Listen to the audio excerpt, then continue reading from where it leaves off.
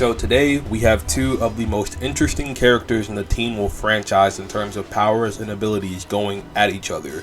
The main antagonist of Season 3 Part 2, the Nogitsune aka Void Styles versus the Thunder Kitsune Kira Yukimura. Who's coming out on top? Well, let's find out.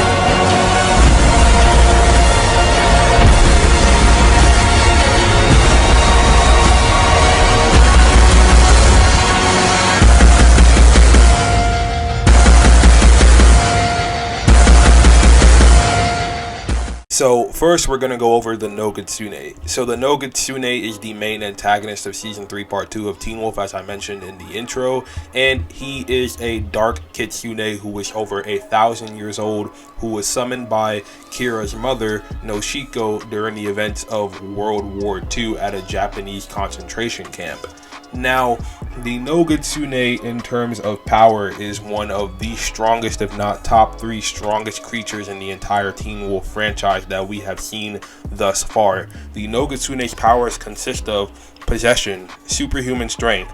He's a really good fighter as well. He has reality warping abilities / being able to cause illusions. He has emotional vampirism, which means he can absorb any pain, strife, chaos, all of the above in terms of stuff relating to that. He has teleportation, and he has an accelerated healing factor, as seen when he sliced his stomach open and was able to be fine a few moments later like nothing happened. So the Nogitsune in terms of feats was able to knock out Kira with a single punch. He knocked and threw Derek around like a rag doll. He absorbed the electricity from Allison's taser and beat her. He killed an Oni with a single fist through the chest. He cut into his own stomach, as mentioned before, and later was fine like nothing happened. He possessed Derek, Ethan, and Aiden and manipulated them into taking out the other characters, the main characters. He overpowered and almost strangled a former Alpha Pack member, Aiden. He reality warped and caused illusions in the Divine Move with Scott, Kira, Lydia, and Styles. He was able to teleporting from Derek's loft to Noshiko's location, and from where he was with Lydia to the surface in an instant. He has heightened intelligence. He's already smart as he is, but when combined with Styles' intelligence, it makes him possibly top 3 smartest characters / creatures in the entire show for sure, and I'd argue he's possibly the smartest character in all of Teen Wolf aside from Lydia Martin. He was able to control an army of Oni and indirectly killed Alice and Argent. He knocked Scott out. Meanwhile, Scott was an alpha at this time with a single swipe, although Scott got caught off guard. And yeah, as you can see from those feats, the Nogitsune is no slouch. He is very, very, very powerful. He also has a few weaknesses though, such as Wolf Lycan, which was able to incapacitate him. He's susceptible to mental attacks, as when Scott was able to go inside the mind of Styles, he was able to free Styles from the Nogitsune's possession with Lydia. He also is weak to transformation, as he cannot be a fox and a wolf. When Scott bit him in the Divine Move, it turned him into a wolf-fox hybrid, and that messed with its DNA, causing him to lose the true form that he was accessing as Styles. He's also weak to Nemeton Wood, as in his true form, the Fly, he was trapped inside the Nemeton box by Isaac Leahy in the Divine Move, and he also is weak to Kira's Firefox Sword, as that is what killed his Styles Stalinsky body. So that is the Nogitsune side. one of the most powerful villains in all of Teen Wolf. Now we're going to go to Kira. So Kira Yukimura first appeared in the same season as the Nogitsune, season 3 part 2, as we all know, and she is the daughter of Ken and Noshiko Yukimura, and she is the former girlfriend of Scott McCall and a Thunder Kitsune. She also was vital in taking out and discovering the mystery of the Nogitsune during season 3 part 2. Now, Kira's powers consist of electrokinesis, which means she can control all electricity.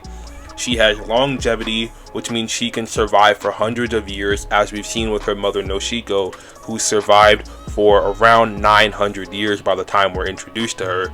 She also can control Firefox. She also has swordsmanship skills, being an advanced swordsman and being really good with her sword. She has superhuman strength, superhuman speed, superhuman agility, and she has a healing factor, though it's not as good as the Nogitsune's healing factor. She still has a healing factor nonetheless, and she's also immune to electricity. Now, Kira's feats, they're nowhere near the amount of feats that the Nogitsune was able to do in its short time on the series, but she still has a few feats nonetheless. Kira's feats consist of: she killed the Nogitsune, although it was in a very weakened state after being bit by Scott.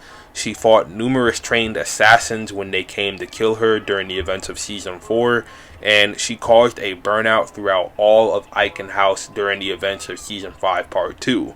Now, Kira does have a lot, and I mean a lot, of weaknesses, such as being weak to creatures that are stronger than her and having her fox spirit go out of control. As we saw, that was a huge weakness of hers in Teen Wolf season 5 part 1 and part 2, seeing that she could not control it and she would just attack anything and anyone, no matter if they were good or evil. So now that we have Kira out the way, well, who's coming out on top?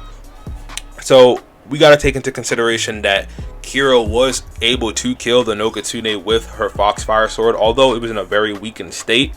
I do honestly think that the Nogitsune is coming out on top in this fight. It has way too many feats, and as mentioned, the Nogitsune was able to knock out Kira with one hit.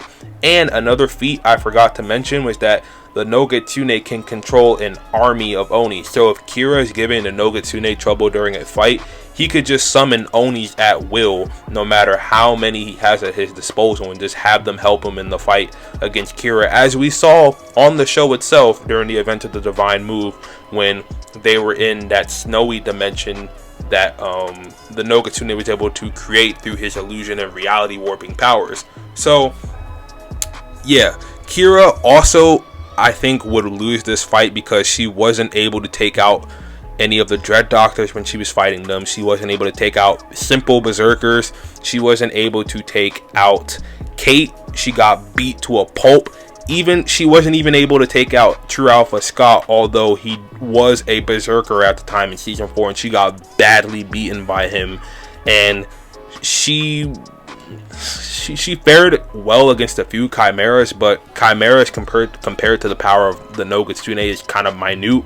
So yeah, Void Styles is just ridiculous. The Nogitsune, I mean, the dude, as mentioned before, was able to beat Ethan, Aiden, and Derek with ease, although he also had help from his Onis. I do think he would have been able to take them out single-handedly as well, as we did see he was a good hand-to-hand combatant, as he was able to easily take out a post-alpha Derek with relative ease in a few seconds. He was able to maneuver pretty good around him and throw him really hard against a stone or a brick wall. I can't remember off the top of my head right now, but he did beat Derek in one-on-one nonetheless. So the Nogitsune is a better fighter than Derek is, in my opinion, at least when he's possessing styles. So who's coming out on top?